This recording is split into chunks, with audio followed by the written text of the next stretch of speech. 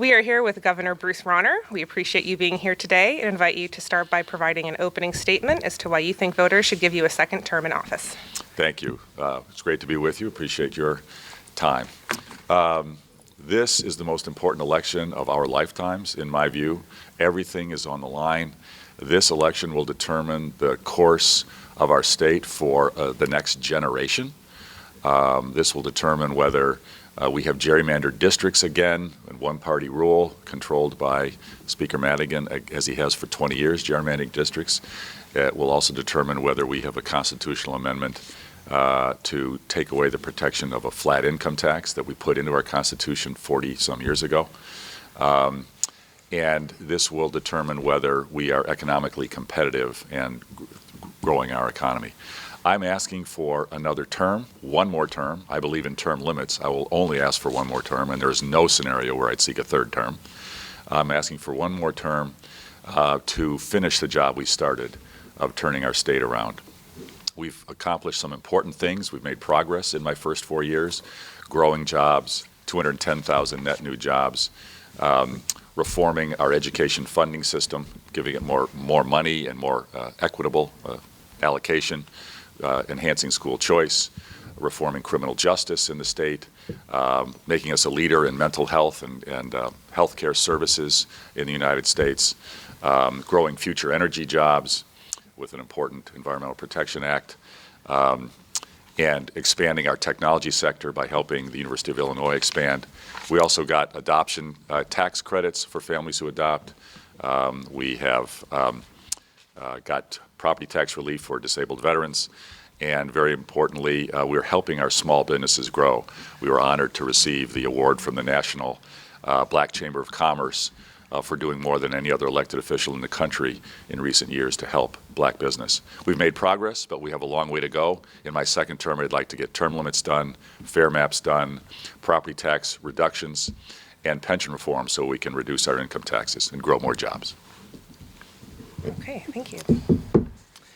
In mid-September, you gave what your campaign has called a speech to frame the election. During that speech, you said you have a greater understanding of what it takes to be governor, said you would be more willing to settle for incremental change. So I guess provide us some examples of some issues or areas you pledged to accept that incremental change on and work toward.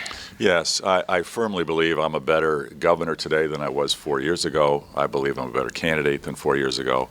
And I believe we can build on some of the lessons learned and some of the successes we've had.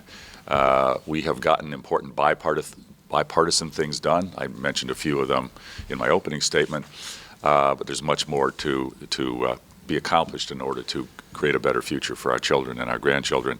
For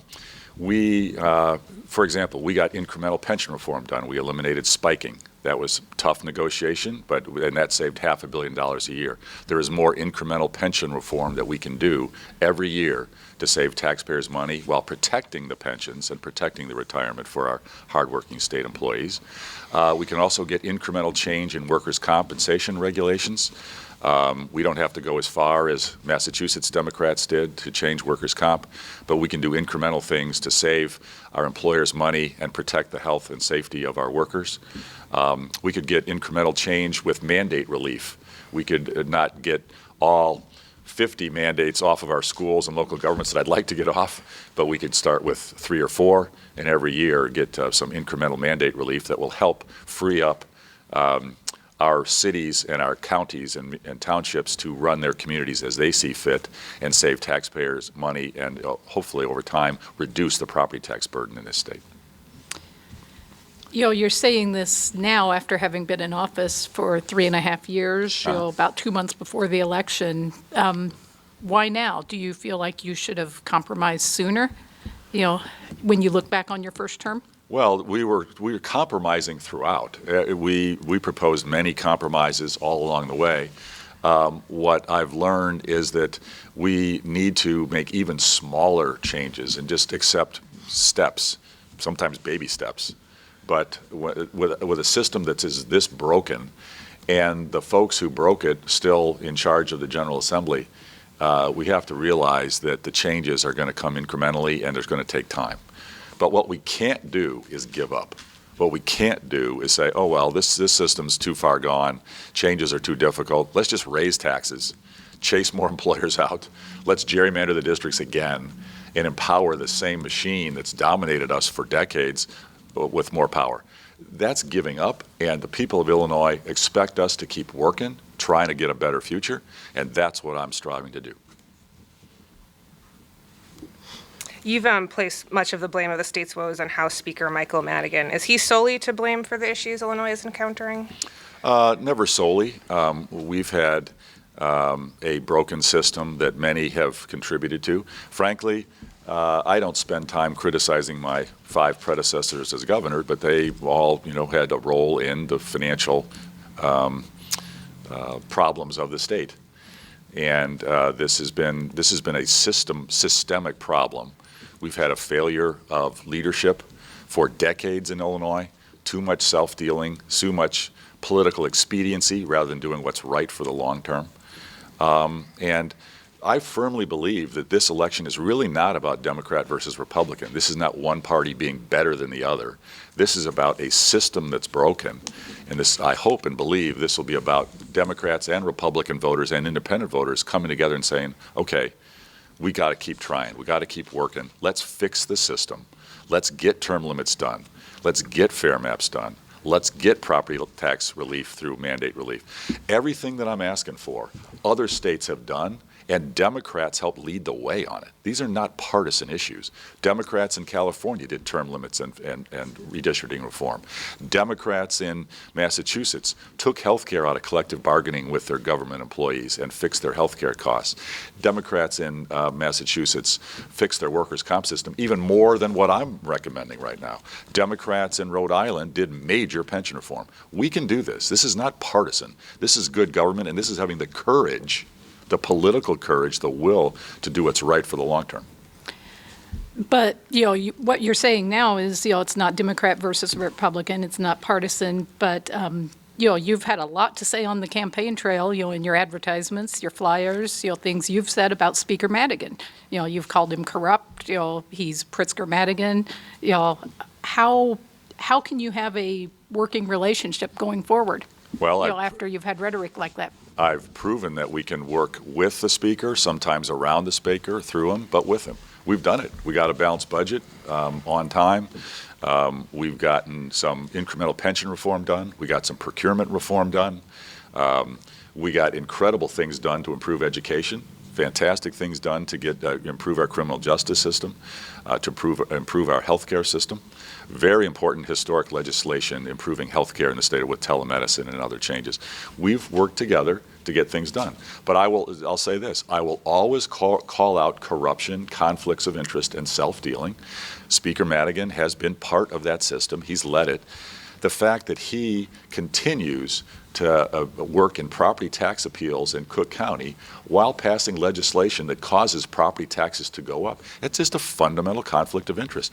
I issued an executive order ending the ability for legislators to do property tax appeals work in front of the state tax appeals board, and I've asked for legislation to make it illegal for legislators to do property tax appeals work, just the same way we have made it illegal for legislators to do workers' comp related private work in their personal lives.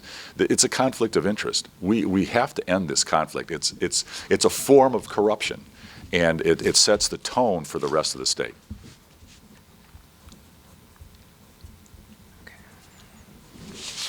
PolitiFact has rated 22 statements you have made during your time in office. Of those, excuse me, 3 were rated mostly false, 6 were rated false, 4 were rated pants on fire. Those comments range from being inaccurate about where your grandparents were born to comments about the supposed plans of your Democratic opponent, J.B. Pritzker. Other statements we have discussed in our pages, including you saying that no one would even take the plant if we gave it to them, in reference to the former car plant in Normal, even though Rivian Automotive bought the plant in 2017. Voters want to be able to trust politicians, so how can they trust what you are saying is accurate? Well, I've called it as I've seen it. I'm not perfect. I've misspoken or made mistakes, but so be it. I'm a human being. I have been a passionate advocate for doing what's right and serving other people my entire life. I've been honored to help veterans my entire life. I've been honored to work for teachers and law enforcement, investing their pensions for my entire business career. I've fought to help others as much as I can. I didn't inherit any money. My grandparents lived in a double wide, and I'm proud of what I've accomplished, and this is my chance to give back and fight for doing what's right. I'm not perfect. I've made mistakes. I've misspoken sometimes, but you know what? I call it as I see it, and I work hard. I fight hard for a better future for our children and our grandchildren, and that's what we need in this state. What we cannot tolerate is the clear self-dealing and corruption and conflicts of interest that I have never engaged in, ever. Pritzker, Madigan, it's bald-faced right in front of us. They're self-dealing and their corruption, not debatable. We don't wonder about the self-dealing to dodge property taxes, the self-dealing to take inheritance and keep it in offshore accounts in the Bahamas to completely dodge income taxes. The effort to take an inheritance and buy a political office from Rod Blagojevich, to use racist words and racist terms. My opponent doesn't have the character or integrity to hold elected office in this state. And his ally, Speaker Madigan, has led. We are ranked, UIC, University of Illinois, ranked Illinois one of the most corrupt states in America, and Chicago the most corrupt city. University of Illinois determined that.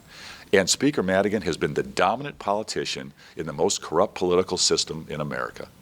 We have to push back on that. Term limits, fair maps, getting new leadership, and having the Democrats and Republican voters of this state stand up and say, I'm not going to vote partisan. I'm going to vote for change and fighting for what's right. And that's what I'm trying to do. Two of the PolitiFact Pants on Fire ratings were for claims that you've introduced a balanced budget every year you've been in office. One year there was $4.57 billion in savings for what was described as working together on the grand bargain, which didn't happen. And the sale of the Thompson Center has been included in budgets before as a revenue source, and it wasn't and hasn't been sold. Do you stand by the assertions that you've introduced balanced budgets during your time? Yes, I've proposed balanced budgets. We have to work together to balance our budgets. Let's be clear what's going on in Illinois. We haven't had balanced budgets for decades, and the General Assembly has continuously passed unbalanced budgets. My second year in office, they didn't even pass any budget. And by the way, as I have said, we all share responsibility for getting a balanced budget. And we didn't get it done for the first few years. All of us let the people down. I include myself in that. But let's be crystal clear. Madigan had a supermajority the first 2 years I was in office. They could have passed any budget they wanted any time. They did not want a balanced budget. They could have passed one. They didn't want one. Speaker Madigan made it clear that his preference was to take the income tax back up to 5%. He said it in 2015 publicly in front of the media.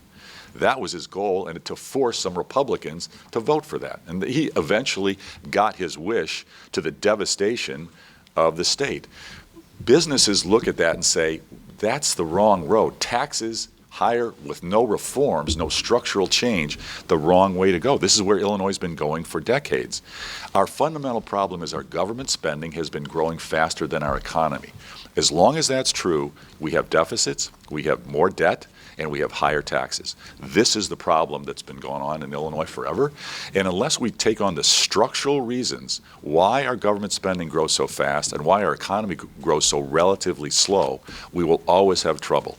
Everything that I'm working for a better future for our children and grandchildren, is to bring down the cost of government. Government bureaucracy itself, not necessarily social programs or education funding, government cost itself, and increase the growth rate of our economy. That's how we get a better future. And let's be crystal clear. We cannot tax our way. Not possible to balance a budget just with raising taxes. If you guys got friends in New Jersey, call them and ask them, how's it going? They've already put in a big graduated income tax. They've already got some of the highest property taxes in America. They can't pay their pensions. They can't balance their budget. They haven't taken on the structural causes either, just like Illinois hasn't really yet. That's what I'm fighting to change. That's the only way we're going to get a better future. So what you're saying is it's possible to call a budget balanced if it relies on an assumption, something that hasn't happened, like the sale of the Thompson Center. Every budget has assumptions in it. Every budget. That's just a fact. I mean, that's just true, because a budget is a projection for the future. You brought up the income or the income tax increase. Your proponent obviously is proposed putting in a graduated income tax. Yep. Do you still want to roll back? I do. And what type of increments, like all at once, small amounts? What would be the perfect plan in your mind for I doing think that? in the budget that I proposed last winter, we rolled it back about 1/4 of a point. I'd have to go double check, but it's Okay. something like that. But we could just gradually, slowly.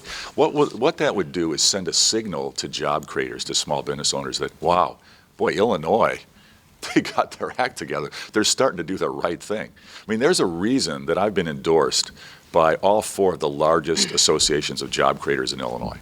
They know that I'm fighting for better economy, more jobs, more investment, more economic opportunity, and they want to see me succeed. They don't want to see us give up, and they know that higher taxes will just make it worse. And I can't tell you how many dozens and dozens and dozens of business owners have told me, Bruce, we're here because you won and you're fighting for us. If you're not here and this guy gets in, this corruption that he represents and the taxes that he represents, we're gone. We're out of here. We've had a stream of businesses leaving Illinois for decades. That's one of the reasons our economic growth rate has been kept so slow. And the stream will turn to a flood if all we do is empower Madigan to gerrymander, change our constitutional protection on a flat income tax, and raise taxes. It'll turn into a flood and turn out the lights for our state. If you could just, excuse me, remind our readers and our viewers why you're opposed to a graduated income tax. It's a green light to raise taxes on everybody. It solves no problems. Okay. And it will crush the middle class. Every state that's put in a graduated income tax, if you look at what the middle class pays in taxes after the graduated income tax versus what they were paying before, it always goes up. And you can look around the country, and most states today that have a graduated income tax, the rate that the middle class pays, somebody making $40,000, I mean, you pick the number, $40,000, $35,000, $45,000, $50,000, middle class income, they all pay a higher rate than where Illinois is today. The middle class will get crushed, and job creators flood out because they get really crushed. And we will not solve our problems. And to put insult to injury on this, Pritzker, in the numbers I've seen, some members of the media have estimated he's proposing $11 billion in new spending on top of what we're already challenged to cover. $11 billion in new spending. It's not mathematically possible to only have a small group of taxpayers cover that. It won't happen. The middle class will get crushed and jobs will flood out. Okay, thank you. Turning to other issues, you signed HB 40, which provided for taxpayer funding of abortions. You've always said you were pro-choice and that this is a decision to be made by a woman. But you reportedly told pro-life advocates you wouldn't sign it, and then you did sign it, which arguably caused you to have the primary challenger and other issues. Walk us through that decision process, and do you regret signing it? I said 5 years ago as a candidate that I support a woman's right to decide, and I do not believe her income should determine whether she has that right. And that's my position. It's always been my position. So you don't regret signing that measure? It passed the General Assembly, and I signed it. Okay. You've been touting education funding reform as one of your main achievements during your time in office. You did this morning as well. But you did veto the first version that came to your desk. You said it was a bailout of the Chicago public school system. But yep. The bill you signed into law included more funding for CPS than the one you vetoed. So, the bailout for Chicago stayed in it. But I guess how do you claim that as an achievement if CPS still got that bailout and it got even more money than the first measure allotted? 90% of that bill was fantastic. Okay. And that's an achievement. You know what? I wish politics was about perfection. It ain't. The bailout stayed in. The reason I was willing to accept that is we got, by vetoing it and fighting against it, we got some mandate relief in the final bill that wasn't there in the first bill. And we got the tuition scholarship tax credit program in the final bill that was not in the first version. That was a fair trade-off. And it's important for your readers to know, I work for every school child in this state. I work for every teacher in this state. We got more funding, record funding, more equity. After the General Assembly and Madigan's majority in the General Assembly cut state support for our schools repeatedly in the prior 10 years, I got more money every year, and I will continue to fight for that. And your readers should also know, one of the reasons I lived with the bailout for Chicago in there is it self-corrects in the funding formula. It gets corrected out after about 4 years when you do the math. So, yeah, it's not really fair to Sangamon County teachers and kids, but it becomes fair over time. What do you see additional reforms needed for K-12 education funding, and if so, what? Absolutely. So I want to see more resources from the state every year go to increase state support for K-12 schools, as well as for early childhood education. I'm committed to that every year, more resources. I'd like to see more school choice options available to our families, especially our low-income families that don't have the same resources to choose a school that higher-income families get. I very much want to see apprenticeships and technical training expanded in our high schools. One of the most important things we can do, and we've made great strides in this, in my first term, huge progress. I want to make Illinois the national leader in technical training in high school so that our young people who choose not to, for whatever reason, go to a four-year college, but who every young person, whether they choose a four-year college or not, deserves a great career. And we can deliver them the ability to have a great career in high school by getting them technical certificates. There's no reason that we can't have our high schools grant welding certificates, programming certificates, machining certificates in high school so the parents don't have to take on debt and the young people can see a trajectory for themselves post-high school. I believe we can take on our unemployment problems this way. I believe we can have higher wages this way. And frankly, we can take on some of the violence challenges in many of our communities. Many of our young people in our areas that are depressed don't see a future for themselves. And so when a gang calls them and says, hey, join us, gets them in 8th grade, 9th grade, they don't see the connection between algebra class and the rest of the world, and they don't know where they're going in life. If we could show them in 7th and 8th grade, you take these 5 classes and get this welding certificate, you're 18, you're making 50 grand, and you got a solid life, and you don't have to go pick up the gun and join the gang. We can transform Illinois if we do this. We've expanded apprenticeships significantly, but I want to take us to a whole nother level of granting certificates that are specific job skill certificates. So our young people, they don't just graduate with a diploma, which we could all debate the value of our diplomas in high school in Illinois. We could spend days fighting about that. I have strong opinions about it. I won't share them all today. But they can have something that's clear economic value that we can give them with specific skills so they can make good money.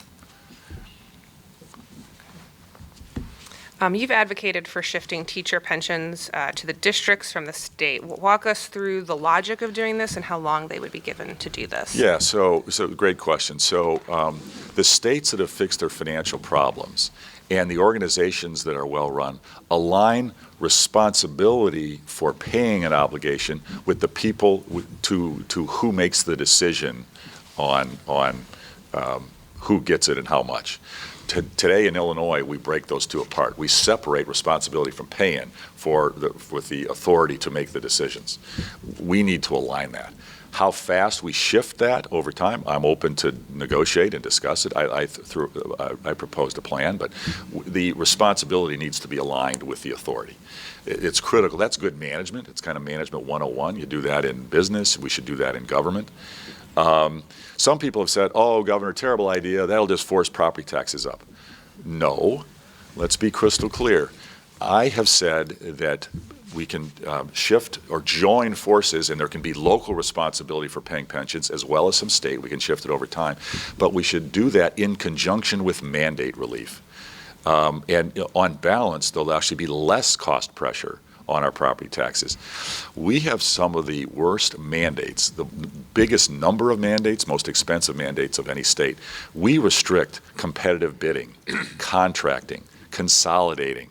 we restrict how local governments, local school districts run themselves. We put all kinds of requirements on them. We should remove those requirements. Let local communities, let local schools run their districts, their communities as they see fit. We will find, and if some communities like the status quo, like the having the certain restrictions on competitive bidding or contracting or consolidating, fine, keep it. But why don't we free up counties, townships, school districts to run their organizations as they think is best for their residents, and not only empower. There you go. You called this out, right? One needs Not to only- warning that the tornado test siren was going on. Not only empower local elected officials to do this, but very importantly, empower local voters to do this through a referendum. One of the reasons we have 7,000 units of local government, 2,000 more units than the second state after us, and double what your average state has, is because our politicians have fiefdoms.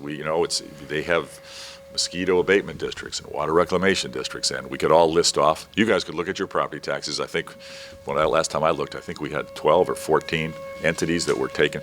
But I don't want only local elected officials to decide which of those could share services and go away and consolidate. I'd like to let voters, through a simple voter referendum process, control that. That will change the system, because politicians don't always have the incentive to maybe take themselves out of a powerful position, but taxpayers have the incentive, and they should be given the power. Let's stay on property taxes then. You've talked about wanting to freeze property taxes. We all know property taxes in the state are high. Walk us through your ideas of how you'd provide this relief to citizens. Yeah, great question. So our property taxes are our worst tax. It's the most unfair tax that we have today in Illinois.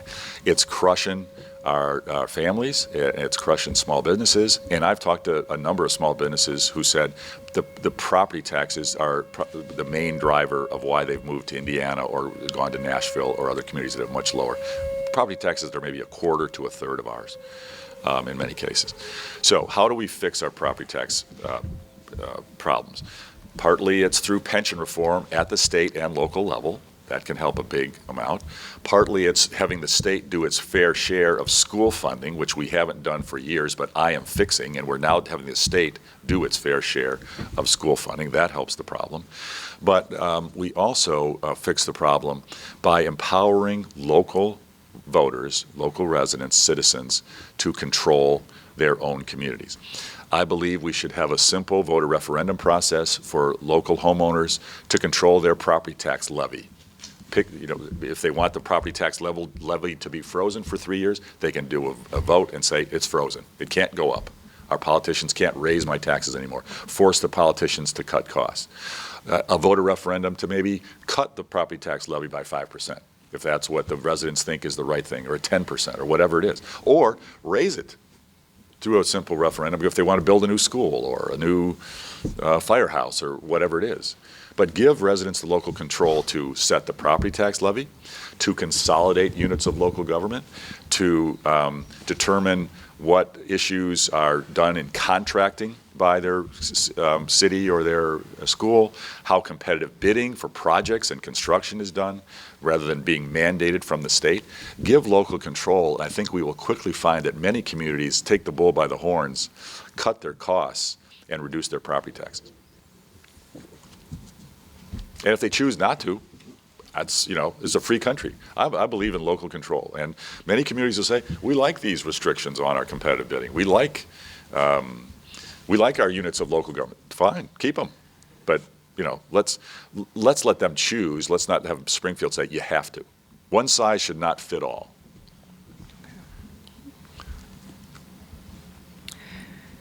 You brought up pensions. We as an edit board feel the most pressing issue facing the state is the unfunded pension liability, which is pegged at about $130 billion. Yeah, it's really more than that, but yeah. Yeah, that's probably the minimum amount there. So what would your plan in a second term be to address the unfunded liability portion?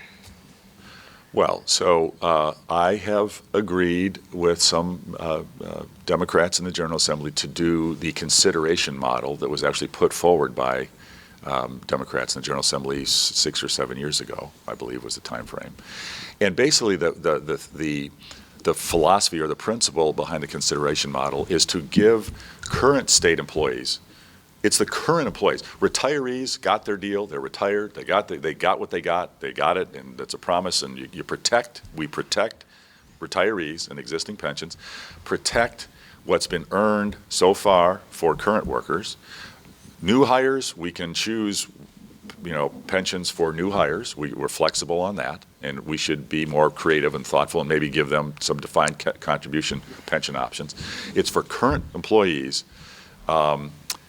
giving them choices. Basically, the consideration model is based on the philosophy of let's offer an array of opportunities for current workers to choose among and tie current pay, current compensation package, current health care package to a particular pension package.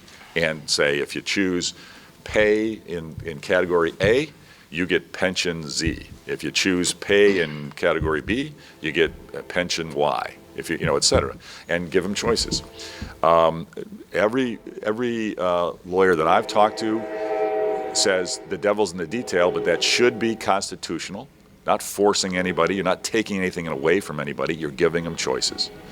And the lawyers many of the Democrats in the General Assembly have told me they think that's constitutional. And what I've recommended is let's pass 2 or 3 versions of meaningful pension reform, different structures, and let's get them. We're going to be sued on every one. Let's get these things in court and sort it out because time's clicking. I mean, why wait? We don't have to do this sequentially. Let's get the judges to opine.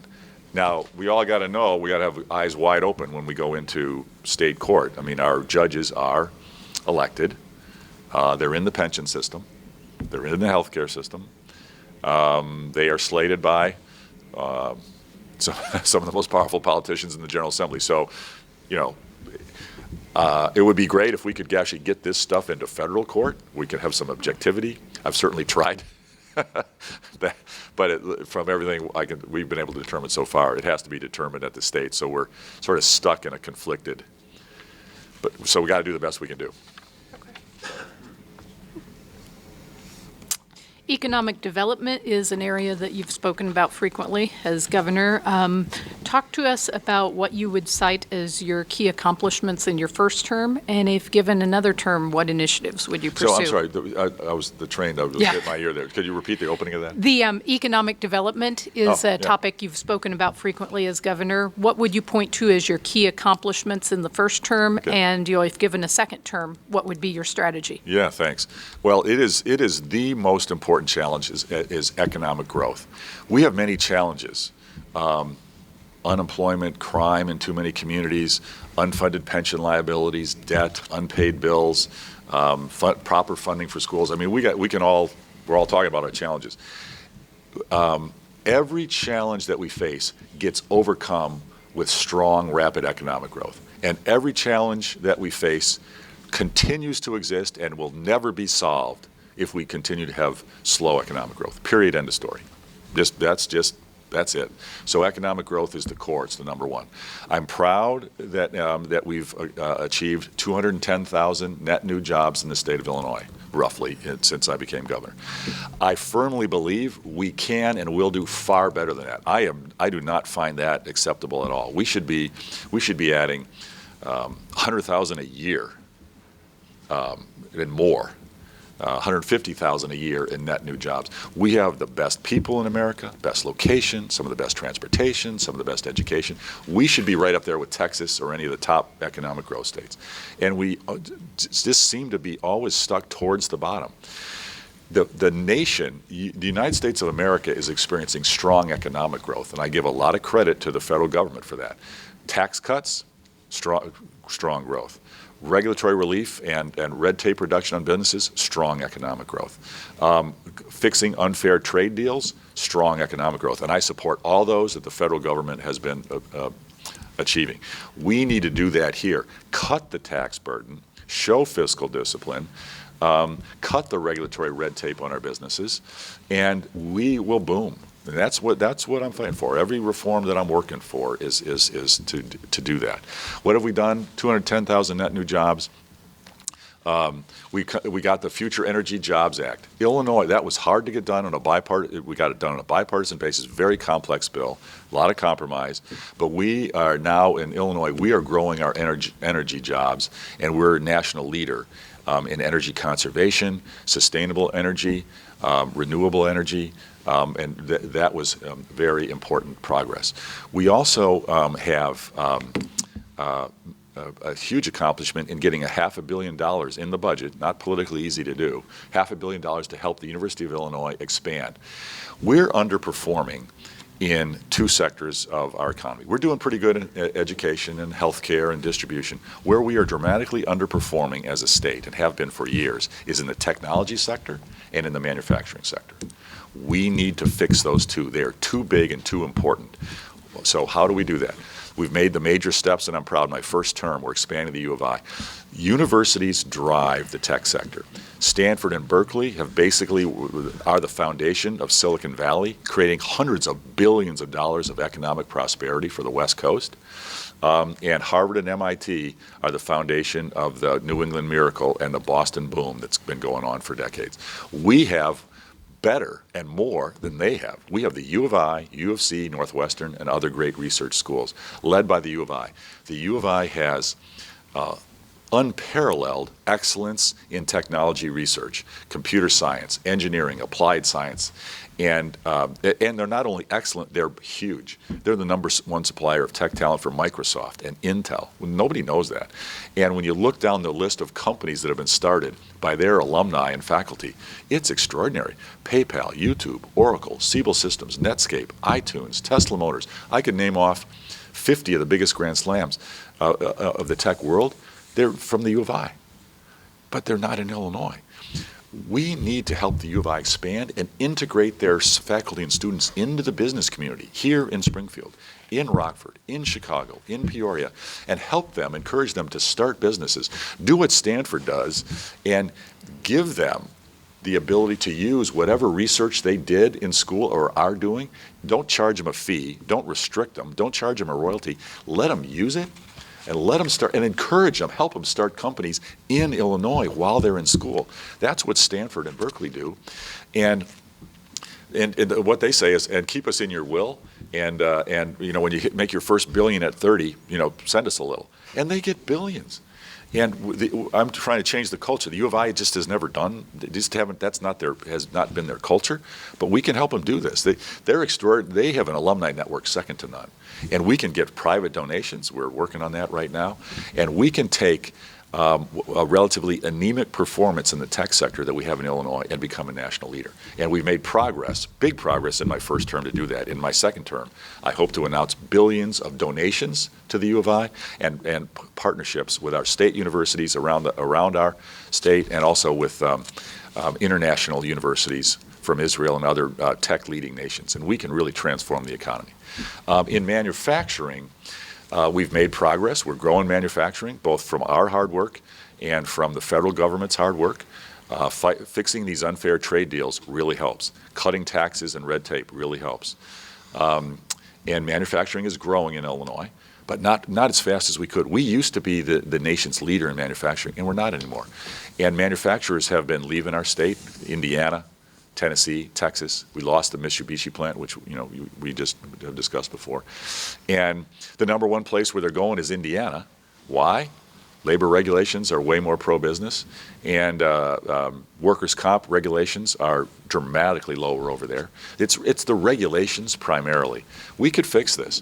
And some people say to me, well, we don't want to change because we got to protect our workers. Well, we can have a workers' comp system that protects our workers, but is not full of the kind of fraud and abuse that Illinois has. We can find a middle ground that can allow manufacturers to stay. Dozens of manufacturers have told me that workers' comp costs are one of their biggest problems in the state of Illinois. I've recommended compromise and change on that. We've got to continue to work. The other change is labor regulations, and this is really important for your readers, I think, to understand. I get spun as being anti-union. Let me be crystal clear. I am pro-union jobs. I want every union job in America coming to Illinois. I want the UAW booming here. I want the mine workers booming here. I want the steel workers booming here. But in order to have union jobs, we got to have jobs. And manufacturers aren't choosing Illinois anywhere near at the rate that they're choosing Michigan and Wisconsin and Indiana and Tennessee and Texas. We've got to fix this. And some people have said, oh, Governor, that means right to work, and you want to take away unions, and you want to take away the power of unions. No, I don't. Here's what's happening. There are thousands of companies in America and around the world that won't go to a closed shop state. They won't consider it. We're not on the list. We won't even talk to us. You can't get a new auto plant. I've tried. I've talked to them. They've told me a new auto plant will not go to a closed shop state, period, end of story. They might expand if they're already there, but they won't build a new one. They'll build a new one in Texas. They'll build a new one in Tennessee or Indiana. They won't build a new one here. We would have already had the Mitsubishi, near the Mitsubishi, we would have had the Toyota Mazda joint venture in McLean County already if McLean County could have had labor flexibility. Here's what I've asked. Here's what I've recommended. How about if we let, 10 counties? 12, 8? Pick a number. Cap it if you want. Let a county who may want to get an auto plant control their labor regulations themselves. Why does one size have to fit all? And if you're a strong union person, why would having Iroquois County have paying union dues be optional, be the choice of the worker? Why does that have to hurt Rockford or Springfield or Peoria? Why don't we let a few counties choose? Or how about if we let the handful of communities that have the highest unemployment rate in Illinois choose? You watch. We will boom. We can bring manufacturers and higher wages. And what really frosts me is we're supposed to be the union state. We're supposed to be the pro-worker union state. Union jobs aren't really growing very fast here. I'm trying to grow them, but it's hard. Union jobs are booming in Michigan. They're a right-to-work state. Union jobs in Indiana are booming. Wisconsin, I think I saw the number, it was 36,000 union jobs in the last year. That's a right-to-work state. What's going on? Manufacturers are choosing those states, and workers are choosing to join a union. Awesome. That is a win-win. And now factory workers, from the data I've seen, factory workers in those states are making more than factory workers here. This is broken for Illinois. We can change this. And I respect the point of view that says, no, but we don't want free riders. We want, if there's a union, we got to force people to pay the dues no matter what. I respect that. I don't necessarily agree, but fine. Every community that wants that, every county, and we can protect those counties. Keep it. But if an auto plant is going to get built in the Midwest, why does it have to be right across the border from Illinois? Why can't it be in Iroquois County? Why can't it be in Danville? Why can't it be in Rockford? Why do we have to lose it for the entire state? Why does one size have to fit all?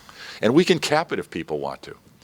In this line of baloney, it's a race to the bottom. Wages are rising fast over in those other states, faster than here. Growth drives wages up. Competition to hire workers drives wages up. We can do this. We will have, very quickly, let's do an experiment. Do 5 counties, 10 counties. Within 5 years, I bet you'll see faster rise in wages in those counties. You'll see more manufacturing in those counties, more economic growth in those counties, and balanced budgets in those counties. That's what you'll see. Why can't we try this? Why do we have to let Indiana get all the benefit? Tennessee get all the benefit? Wisconsin get the benefit? Why can't some of our communities get it? Because we have challenges in the state of Illinois. Why does one size have to fit all? I have a couple of follow-up questions out of that.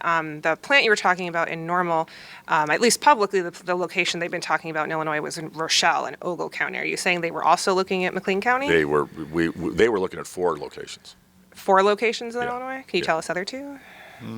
I don't know why. I mean, it doesn't matter. Okay. We didn't get it. Was Sangamon County one of them? That was on my list, but that wasn't one of the 4. Okay.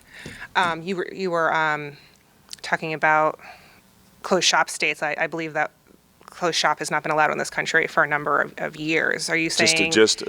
What I mean by that, closed shop means if there's a union in a particular company, and you join that company, if you have to pay at a minimum the fair share dues, if not the 100% of the dues. Okay. Just wanted to clarify that. You also talked about the trade deals, the unfair trade deals. There's obviously a big thing going on in the federal government. They just announced a new one with Canada and Mexico. Yeah, it's great. You think that's a good deal from what you were aware of it so far? Well, it just got announced. Yeah. I'm not up No. on the detail. I applaud the White House's efforts, Trump administration's efforts to change our unfair trade deals. I'm a big believer in trade, but you know what? There's no such thing as free trade. There doesn't exist. There's fair trade and there's unfair trade. And America has been taken advantage of by other countries for a long time. That's just true. And I applaud the efforts. What I've criticized is tariff wars. We got to be careful because that can damage our farmers and our manufacturers. And I've been to the White House 3 times to talk through which tariffs are hurting which, how much. I never want to undermine the president's negotiating strategy and plans. And so I don't get in the middle of that. But talking through tariff ramifications, how it hurts which of our economy. My job is to help protect the interest of job creators and businesses and farmers in Illinois. And that's what I work to do. When you say you've been to the White House 3 times, how recently and who did you meet with? We just go get the dates, but over the last 18 months, met with the vice president, the president's chief of staff, the vice president's chief of staff, members of their commerce department, members of their trade. I can't remember the name of their trade organization within the White House. I mean, they're member, et cetera. The trade war, the terrorist war that you were talking about, obviously with China, that's kind of heating up, and farmers in this state are nervous about what that could mean. Yeah. I believe we've heard this might be okay, but if it's still going on in the spring, that it's going to be a problem. What do you think of the situation with China and the tariffs that we've got going on? Well, China is our biggest economic trade problem. I mean, our deficits in trade with them are stunningly large. And they've also not been above board on taking technical, proprietary information and, patented information and pressuring our companies to share, trade secrets and then using them, et cetera. So there's a lot of complex negotiations to be done. And I'm supportive of trying to get a very revamped economic trade agreement with China. It's not going to be easy to do, but it's worth a big effort to get done. Earlier, you talked at length about higher education. The budget impasse, universities say, had a huge, devastating effect on them. What's the appropriate funding level? If you had a second term, what would you be looking at in terms of the universities and their funding levels? Yeah, no, it's a really important question. I would like to do for higher education what we've done for K-12 schools in the sense of getting a new funding formula and significantly more resources and more resources every year. I hope to do the same thing we're continuing to strive to do also is mandate relief. Our state universities, and to a lesser degree our community colleges, suffer from the same problems that our governments suffer from. Unaffordable pension structures, unaffordable procurement limitations, a lot of unfunded mandates and restrictions, and just forced massive bureaucracy. The overhead costs in our state university system are extremely high. And we've got to help them reform that. The budget impasse certainly was painful for our universities. That's very regrettable. I'm committed to getting more resources for our state universities. But let's be clear, the problems in higher ed in Illinois are not of the last few years. They have been going on for decades. State support for higher ed has been cut repeatedly over the years before I became governor, repeatedly. And we have been a net outsourcer of high school seniors as a state since at least the 1970s. I've seen the numbers. This is not a recent problem. This has been long in the making and continuing.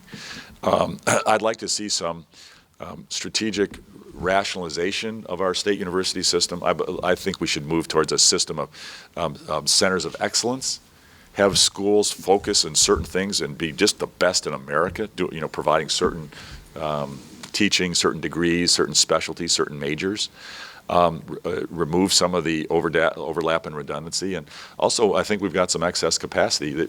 We've been seeing enrollment challenges in our schools for decades, and we got to do a little bit of adjusting in terms of capacity relative to demand. But I believe if we properly structure our universities and properly fund them from the state, I believe we can help relieve the tuition cost pressures and stop the tuitions from rising so fast. You mentioned you think they need a new funding formula. What kinds of factors should the state look at in terms of figuring out funding for? Well, what I'd like to do is the same thing that I led for K-12. Get a bipartisan commission, Democrats, Republicans, educators, experts, national experts, state experts, form a commission, study it, debate it, publicly review. I mean, this is what we did. This is how we got education funding fixed.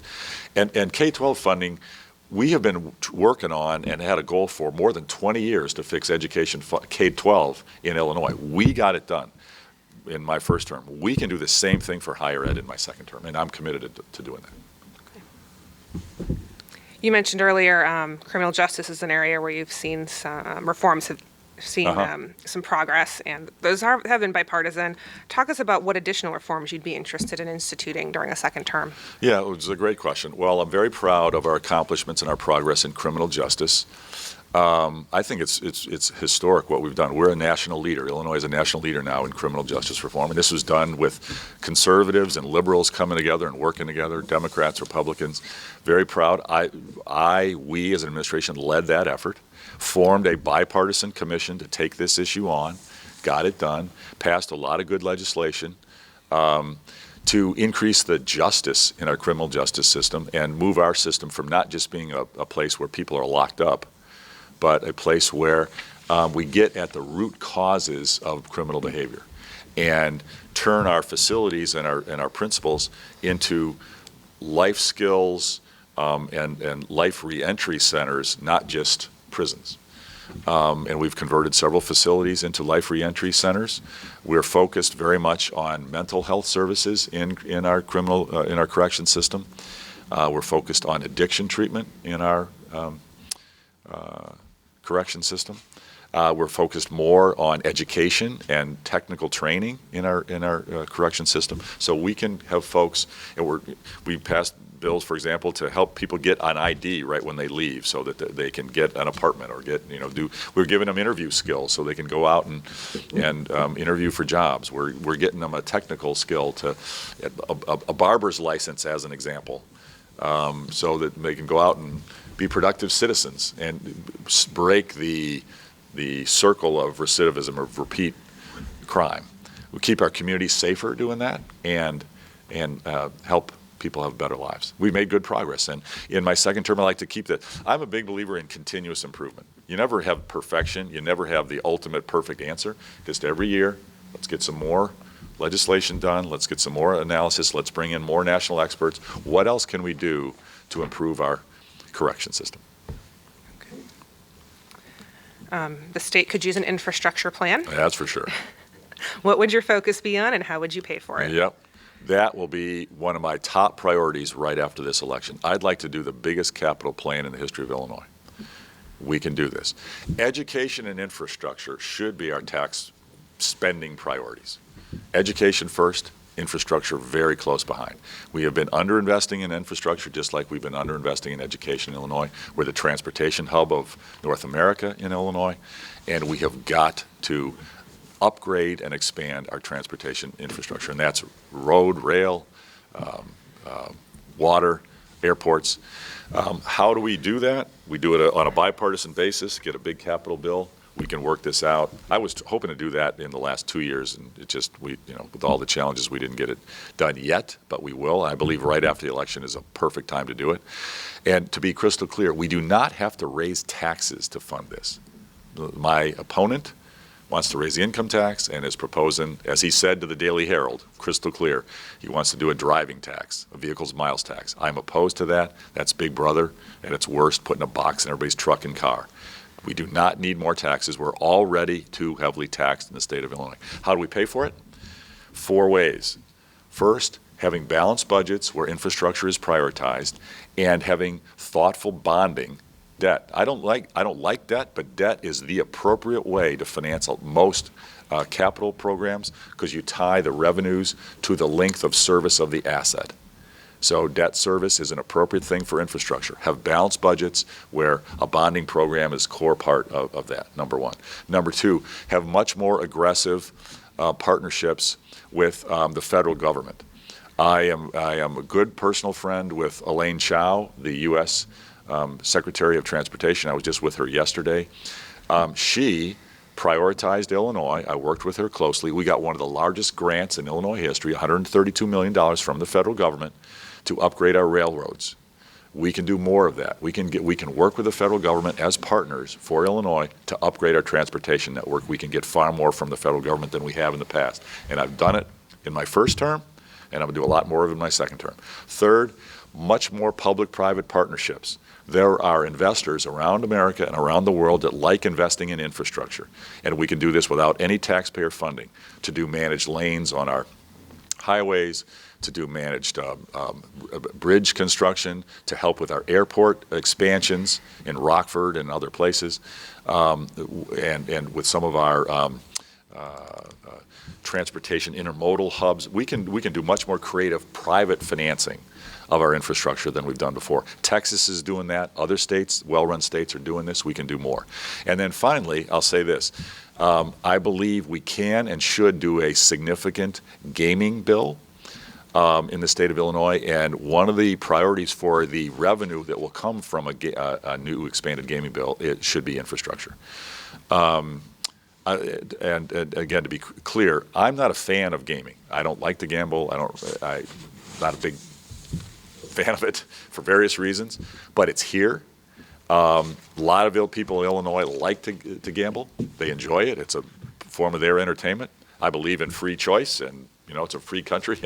And we are losing significant revenue because our border states are taking Illinois citizens' money. They're going across the border to gamble in Indiana and Wisconsin and other states around us. And let's cut that off. In fact, let's bring some Indiana people to gamble here, but let's keep our citizens here. This is revenue that we can keep, and we can use that to help fund infrastructure as well. What type of gaming would you include in that bill, and how much do you think could be raised? It's a good question. That's going to be subject to a lot of negotiation. I don't want to speculate yet about which elements of gaming. I'm totally flexible. I have no, it has to be this, or can only be that, or can only be here. I'm open-minded to whatever works, but I do know that we're talking at a minimum hundreds of millions of dollars in new annual revenue. That is crystal clear. And when you said the overall capital package, you want to pass the biggest in Illinois history, how big will this bill likely be? Well, again, that's going to be a function of negotiation. We are so behind in our infrastructure investment that it should be big. And I think give us a range you're thinking. I don't want to speculate yet. It's the biggest. You can look back and see what the numbers have been in the past, and we'll be bigger. Civility in politics is something many people would like to see more of. So we ask you, what is something you admire about your Democratic challenger, J.B. Pritzker? Well, I will say the Pritzkers as a family have been philanthropists and donors in Illinois, and I think that's a wonderful thing. Okay. We're asking all candidates running for governor for this question, although yours is slightly different phrasing. Would you continue to live in the governor's mansion if elected? Absolutely. Okay. Yeah, we are very proud to live there. I actually love Springfield. It's a great community. It's the seat of the government. I've made many friends here now with farmers and local shop owners. My wife led the big team effort. It was a big team effort to restore the mansion. It took a lot of work. It turned out even better than we hoped. And I think it's such a source of pride now. That mansion is driving huge tourism, thousands of visitors all the time. And I'd like to make it a living celebration of what's wonderful about Illinois: food, beverages, furniture, art, history, having kids come for education. It's exciting. It's a great thing. Okay. Anything? Okay. Well, we thank you for meeting with us today, Governor Rauner, and invite you to give a closing statement as to why you think voters should give you another term. Thank you. I am asking for a second term so I can finish the job we started of saving our state, growing more jobs, cutting the tax burden, restoring good government by getting term limits and fair maps done and continuing to move our state forward with progress. I'm asking for us, Democrats and Republicans, to unite. Let's not go back. Let's not give up. Let's not go to tax hikes with no material reforms. Let's not go back to gerrymandering from one political machine run by one individual. Let's not go backwards. Let's continue to go forwards. This election will determine the future of Illinois for our next generation.